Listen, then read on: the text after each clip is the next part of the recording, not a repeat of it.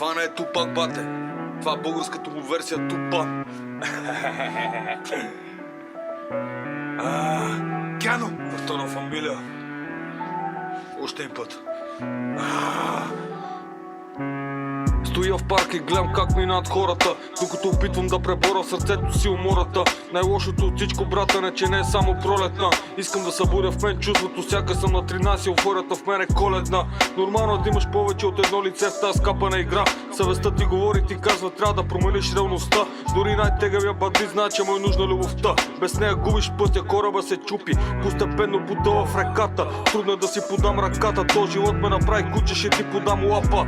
Докато тая клапа, сърцето хлопа. Не мисля да оставя хип-хопа, не знам дали точно това ми е живота. И не мисля, че точно това работя. Да си патриот не е модерно, ще ти изкарате бати идиота. Нещо липсва на нашия народ и е повече от материално. Трябва да уважаш, обичаш брат си, това не е педалско. Изрусал си толкова брат, съм 4 писти в сандански. Куче не яде куче, брате, не сме виетнамци. Трудно ще промениш нещата, става тънка заплата. Ако не повярваш в себе си, тогава ще те смачкат тълпата. Само това и чакат някой да сгафи, за да могат да го досмачкат. Съседа от третия се каже Сашо, но не знам, що му казваха храчка. Ретро вайб, макарони тайм, бързо сменяме контраста. За всяка глътка въздух след време ще те накара да плащаш.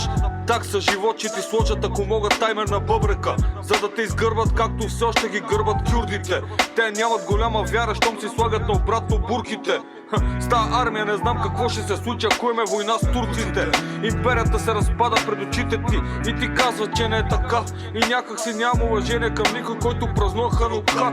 Точно те лайнари са виновни за глада по света.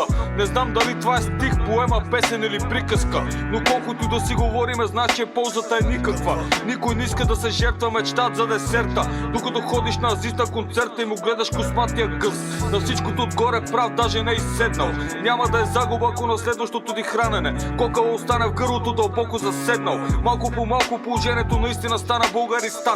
Още не сме феодална република, ама сме тръгнали натам. Всичко българско е селско, американското е яко. 90% мислят по този начин и наистина е жалко.